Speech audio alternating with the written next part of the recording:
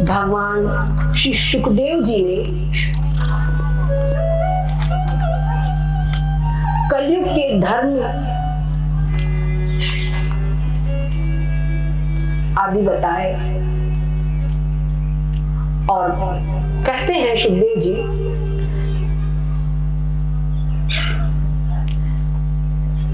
दृष्टात्मनि जय व्यग्रान नृपान हसति भूरियम अहो मा विजिगिषन्ति मृत्यो क्रीडन का नृपाः। सुखदेव जी कहते हैं, परीक्षित, जब ये पृथ्वी देखती है कि राजा लोग मुझ पर विजय प्राप्त करने के लिए उतावले हो रहे हैं तो वो हंसती है। क्या कहती है? कितने आश्चर्य की बात है कि राजा लोग सब जानते हैं कि एक दिन मृत्यु को प्राप्त होंगे, सब हम ये जो शरीर है ये सब क्षण भंगुर है, मरने वाले हैं, लेकिन फिर भी ये मुझको जीतना चाहते हैं जो स्वयं मृत्यु के हाथ के खिलौने हैं। ये सब सोचते हैं कि हम कितनी धरती झेले, कितना लो ले, कितना एकत्रित कर ले, सारी पृथ्वी को हम जीत ले और जो समुद्र है वो हमारे राज्य की खाई हो। ये हर व्यक्ति की बात है, कितना हम एकत्रित कर ले, उस समय उसको ये याद नहीं रहता कि हमको सब कोई मृत्यु के ग्रास है, ये बात वो भूल जाते हैं।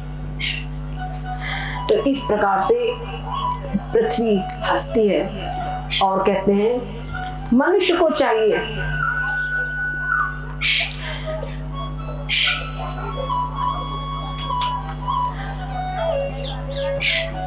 कि इस बात को विवेक पूर्वक समझे। इस धरती पर कितने राजा हो चुके हैं, इस श्रीमद् भागवत में कितने राजाओं की कहानी बताई जा चुकी है।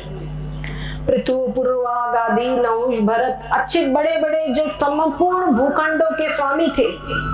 कर्दम ऋषि का विमान जिसमें सारी सुविधाएं मौजूद थी, संकल्प मात्र से चलता था, कितनी कितनी चीजें। आज उनका कोई नामो निशान नहीं है। कहते हैं उनकी केवल कहानी मात्र, कथा मात्र शेष रह गई है। अपने अपने घर में देखे, मेरे दादा पर बाबा ऐसे विद्वान थे, ऐसे धनाढ्य थे, लेकिन आज उनकी केवल बातें, केवल कहानी मात्र शेष रह गई है। गलत तो नहीं कह रहे, तो कह रहे हैं ये सारी कथाएं जो मैंने तुमको सुनाया है उसका उद्देश्य केवल मात्र यही है। कहते हैं कथा इमास्ते कथिता महीयसं विताय लोकेषु यशः परेषाम् विज्ञान वैराग्य विवक्षया विभो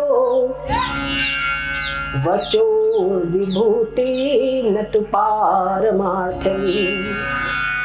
परीक्षित, मैंने संसार में बड़े बड़े प्रतापी और महान पुरुष हुए हैं, उन सबके अनेक उन्होंने अपना यश विस्तार किया और सब यहाँ से चल बसे।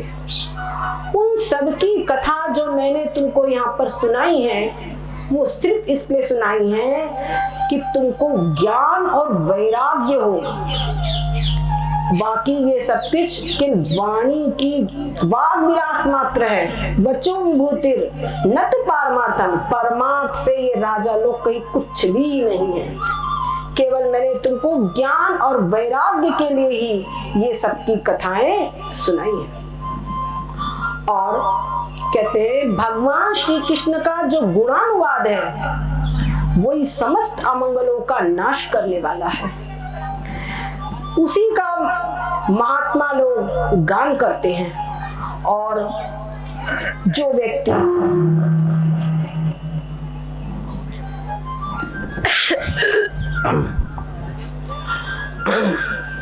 भगवान की प्रेममयी भक्ति की लालसा रखता हो उसको भगवान के दिव्य गुणों का गुणानुवाद ही करना चाहिए। इसके बाद में सुखदेव जी कहते हैं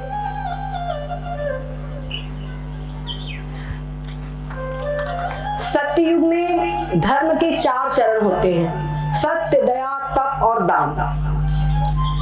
जिस समय मन में बुद्धि और इंद्रियां सत्वगुण में स्थित होकर के अपना अपना काम करती है, उस समय पर समझना चाहिए कि सत्ययुग है। हमारे मन में, हमारे शरीर में सत्ययुग प्रविष्ट है इस समय। और जिस समय पे मनुष्य की प्रवृत्ति, रुचि धर्म, अर्थ, लौकिक और पारलौकिक सुख भोग की ओर होती है, उस समय पर समझना चाहिए कि इस समय पर त्रेता आ गया है। और जिस समय पर मनुष्य की बुद्धि लोभ, असंतोष, अभिमान, दंभ और मत्सर, जिस समय उनकी प्रवृत्ति रजोगुण में स्थित होकर के लोभ, असंतोष, अभिमान, दंभ और मत्सर आदि दोषों उसमें आ जाते हैं और बड़े उत्साह से वो सकाम कर्मों में लग जाता है, तो समझना चाहिए कि द्वापर आ गया है। और जिस समय पर केवल झूठ, कपट, तंद्रा, निंद्रा, हिंसा, विषाद यही सबका बोलवाला है, तो समझ लेना चाहिए कि ये क्या है, कलयुग हमारे अंदर में प्रवेश हो गया है। तो अपने अंदर में हम सतोगुण को स्थान देवे तो क्या होगा, सतोगुणी वृत्तियां होगी, तो समझना हमारे अंदर में सतोगुण प्रविष्ट है। वैसे भी कहा गया है किन्नु बालेषु शुएनो, जैसे भेड़िया वगैरह होते हैं तो ये कोई असावधान पशु को देख के उन पे हमला करते हैं, उसी प्रकार से कलयुग भी जब देखता है कि असावधान मनुष्य है उसके ऊपर हमला करता है। नहीं तो जब तक परीक्षित जी थे तब तक के कलयुग वहां पर हावी नहीं हो सका। उसी प्रकार अपने घर में पूर्ण पवित्रता, अपने जीवन में पूर्ण पवित्रता, सत्य आदि को हम अगर स्थान देंगे तो कलयुग भी हमारे यहाँ प्रवेश नहीं कर पाएगा। भले ही कलयुग है लेकिन हमारे अंदर में कलयुग प्रवेश न करे, ये बात ध्यान में रखने की। इसके बाद में भगवान सुखदेव जी कह रहे हैं,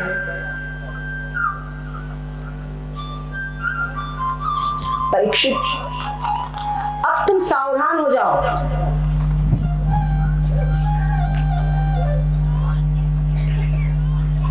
अब तुम्हारी मृत्यु का समय निकट आ गया है। तुमने पूछा था मरणासन्न व्यक्ति को क्या करना चाहिए। परीक्षित जी का प्रश्न शुरू हुआ था कि नहीं, मरणासन्न व्यक्ति को क्या करना चाहिए। जब कोई व्यक्ति थोड़े ही समय में मरने वाला हो उसको क्या करना चाहिए, ये प्रश्न पूछा था। तो कहते हैं जब मृत्यु का समय निकट आ जाए, ये सारी कथा इसी बात को समझाने के लिए ही हुई है। तो जब मृत्यु का समय निकट आ जाए तो सावधान हो जाओ, घबराना नहीं।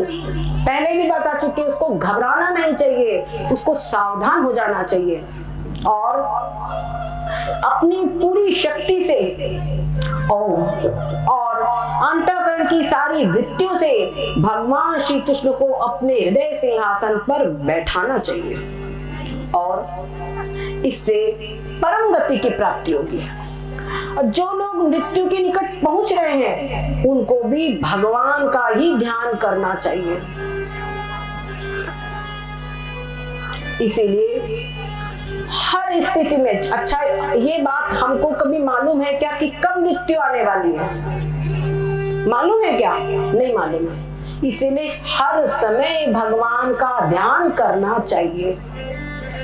परीक्षित जी के पास तो 7 दिन थे। परीक्षित जी को मालूम था कि 7वें दिन ही तक्षक नाग के काटने से हमारी मृत्यु होगी। ऋषि के श्राप से उनके पास 7 दिन का समय पक्का था, लेकिन सामान्य व्यक्ति को तो ये भी नहीं मालूम है कि अगले क्षण क्या होने वाला है। मालूम है क्या? नहीं मालूम। कब क्या हुआ तुरंत सूचना आती है, तुरंत हार्ट अटैक हो गया। कल रात में हमने बातचीत किए थे और सवेरे अचानक सोच रहे, अरे होता है कि नहीं होता है।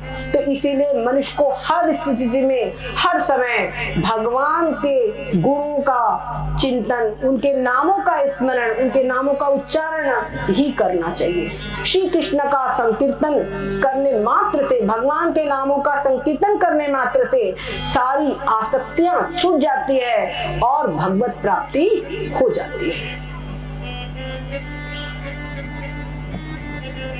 इसके बाद में परीक्षित जी से शुकदेव जी कहते हैं, प्रिय परीक्षित, आज 7वां दिन आ चुका है, अब सावधान हो जाओ और आप सब लोग भी सावधान हो जाओ। परीक्षित जी को जो उपदेश इन्होंने दिया है, इस उपदेश को हमको ग्रहण करना है।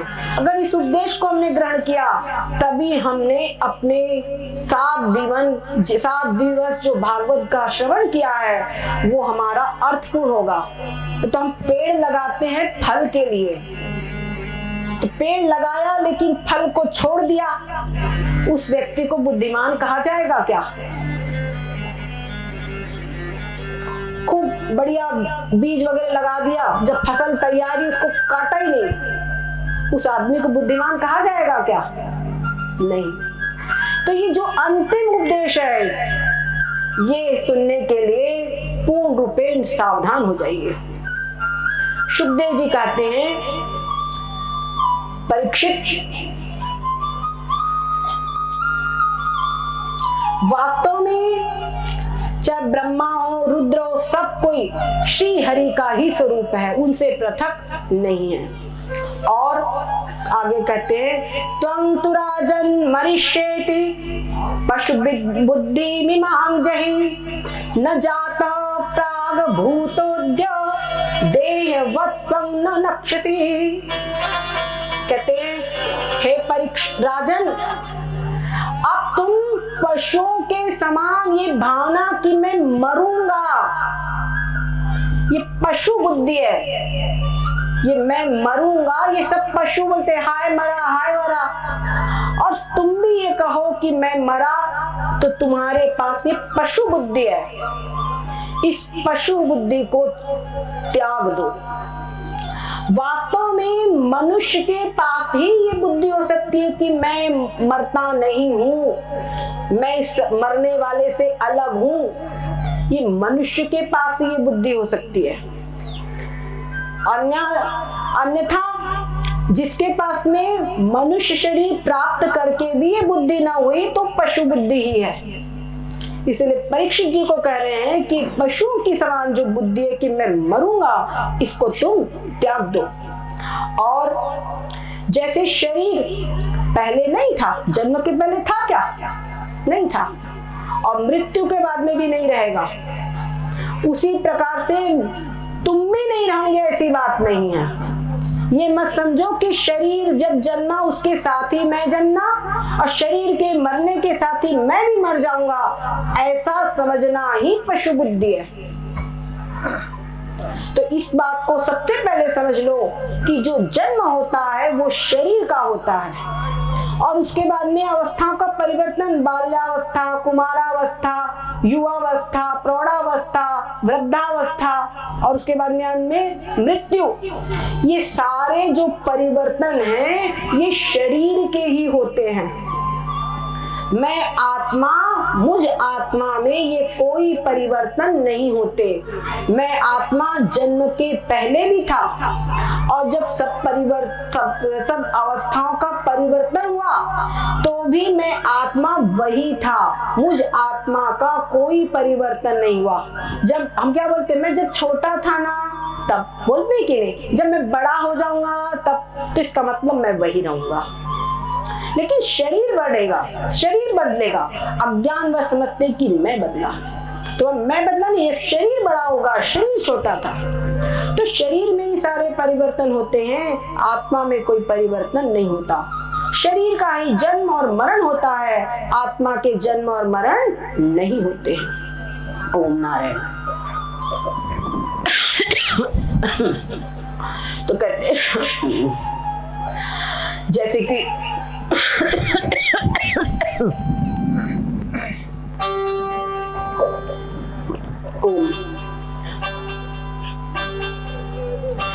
और ये भी निश्चित है, जिसका जन्म होता है उसी की मृत्यु होती है, जिसका जन्म नहीं है उसकी मृत्यु भी नहीं है। जैसे कि आग लकड़ी से सर्वथा अलग रहती है। आग लकड़ी से अलग होती है। जो जल लकड़ी है उसकी उत्पत्ति होती है, विनाश होता है, लकड़ी जलती है और लकड़ी नष्ट हो जाती है। पर जो आग है वो नहीं उत्पन्न होती, वो तो रहती है लेकिन प्रकट होती है। उसी प्रकार से आत्मा सब स्थिति में है, शरीर उत्पन्न होता है यानी कि प्रकट होता है और मरण को प्राप्त होता है। इस बात को अच्छी प्रकार से समझ लो। कहते हैं कि अगर कोई व्यक्ति स्वप्न में देखे कि मेरा सिर कट गया है, तो जिस समय स्वप्न देखता है उस समय ऐसा लगता है कि बिल्कुल सही है। तब ये नहीं समझ में आता कि ये सपना देख रहा हूं, लेकिन जब जागता है तभी समझ में आता है कि ये स्वप्न था। और जागृत में स्वप्न के काटे हुए सिर आदि से जागृत अवस्था में कोई पीड़ा नहीं होती है। उसी प्रकार से ये जो शरीर है, इस शरीर को जो कुछ भी इसमें जन्म होता, मरण होता, परिवर्तन होते हैं, वो सब कुछ होने पर भी मुझ आत्मा में कोई परिवर्तन नहीं होता है। इस बात को समझ लो। और आगे ये जो मन है, यही सब संसार की कल्पना करता है, इसी के कारण सुख दुख सब कुछ प्राप्त होता है। सुखदेव जी कहते हैं, राजन इस बात को अच्छी प्रकार से समझ लो कि आत्मा का कभी भी नाश नहीं होता। संसार में ऐसा कोई भी विष नहीं बना है जो आत्मा को नष्ट कर दे, और ऐसा कोई भी अमृत नहीं बना है जो कि शरीर को अमर कर दे।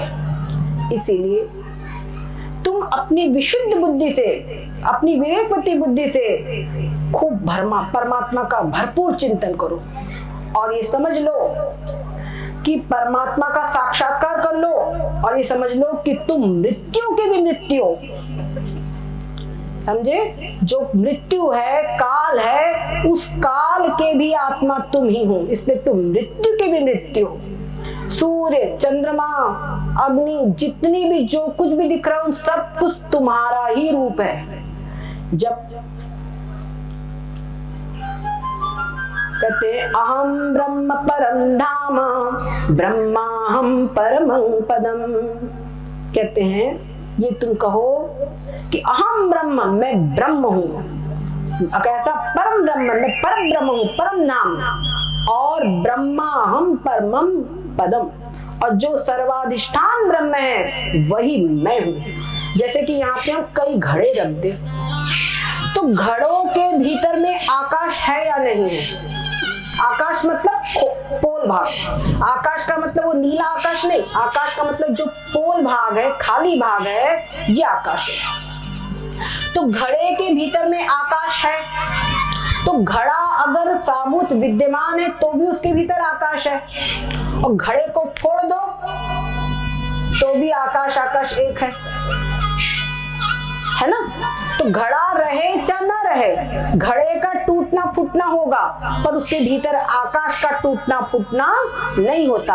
और घड़े के भीतर जो आकाश है, घटाकाश, वही महाकाश है।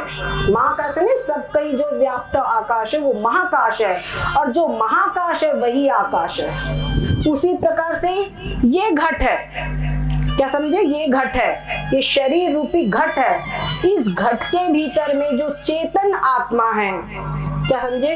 वही चेतन आत्मा बाहर विद्यमान जो परमात्मा तत्व है वही रूप है, और जो बाहर परमात्मा तत्व है वही इस शरीर में भीतर स्थित चेतन आत्मा है। और मेरा स्वरूप चेतन आत्मा है, शरीर मेरा स्वरूप नहीं है। इस बात को तुम समझ लो। तो इसको अगर तुमने समझ लिया तो अब जिस समय पर विषैली जीव लपलपाता हुआ तक्षकनाग आए तुमको काटने के लिए और अपने मुख से तुम्हारे पैरों में डस ले, कोई परवाह नहीं, क्योंकि तुम अपने आप स्वरूप में स्थित होकर इस शरीर को और तो और क्या सारे विश्व को भी अपने से अभिन्न देखो। सब कुछ के रूप में जो कुछ भी सबके रूप में मैं ही हूं। जब ब्रह्मा भी मैं हूँ, विष्णु भी मैं हूँ, सारा विश्व में ही हूँ, तो तक्षक आए वो भी मैं हूँ, उसकी लपलपाती जीभ भी मैं ही हूँ। बस इस प्रकार से पूर्ण अपने आप को आत्मानंद में स्थित हो जाओ। बस जो तुमने पूछा था, विश्वात्मा भगवान की लीला, जो तुमने प्रश्न किया था, वो सब कुछ मैंने तुमको बता दिया है। अब और क्या जानना चाहते हो? ये शुकदेव जी प्रश्न पूछ रहे हैं। तब राजा कहते हैं, सिद्धोस्मि अनुग्रहीतोस्मि भवता करुणात्मना, श्रावितो यच मे साक्षात् अनादि निधनो हरि। भगवान आप करुणा के मूर्तिमान स्वरूप है। आपने मुझ पर कृपा करके जो भगवान श्री हरि के स्वरूप, उनकी लीलाओं का वर्णन किया है, अब मैं आपकी कृपा से अनुग्रहित हो गया हूँ, कृतकृत्य हो गया हूँ। अब कुछ भी सुनना शेष नहीं रह गया है। आपने मुझे अभय पद का, ब्रह्म और आत्मा की एकता का साक्षात्कार करा दिया है। अब तक्षक तो क्या मृत्यु के दल आ जावे तो भी मैं अभय हो गया हूं। इस प्रकार से बस अब आप मुझे आज्ञा दीजिए कि मैं अपनी वाणी को बंद कर लूं, मौन हो जाऊं और इंद्रियातीत अपने स्वरूप में अपने प्राण और चित्त को विलीन करके अपने प्राणों का त्याग करूं। इस प्रकार से परीक्षित जी ब्रह्मात्मिक स्थिति में स्थित हो गए हैं। बस आप समझ लीजिए, उनका श्वास प्रश्वास चलता था, कुछ भी नहीं, बस ऐसा जान पड़ता था मानो कोई वृक्ष का ठूठ हो। इस प्रकार वो अपनी स्थिति में स्थित हो गए। ये स्थिति हर जीव को जीते जी प्राप्त कर लेनी है। इस बात को अवश्य ही समझे। बोलो श्री सुखदेव जी भगवान की।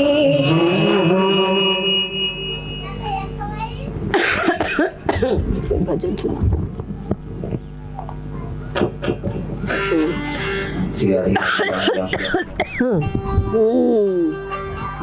मस्त बनाता है यह ज्ञान शिवम का, देहाभिमान से प्रज्ञान शिवम का, अलमस्त बनाता है ज्ञान शिवम का, अलमस्त बनाता है ज्ञान शिवम का। देहाभिमान से प्रज्ञान शिवम का, अलमस्त बनाता है ज्ञान शिवम का, अलमस्त बनाता है ज्ञान शिवम का।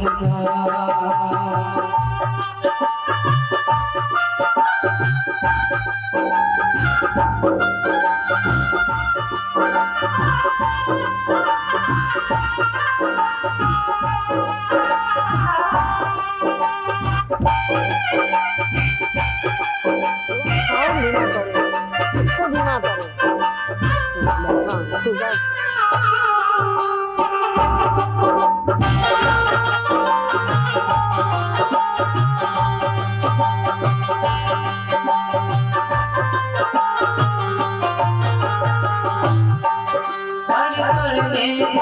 प्रभु का वही सुखी हुए हैं, जिसने याद है शिव शिव।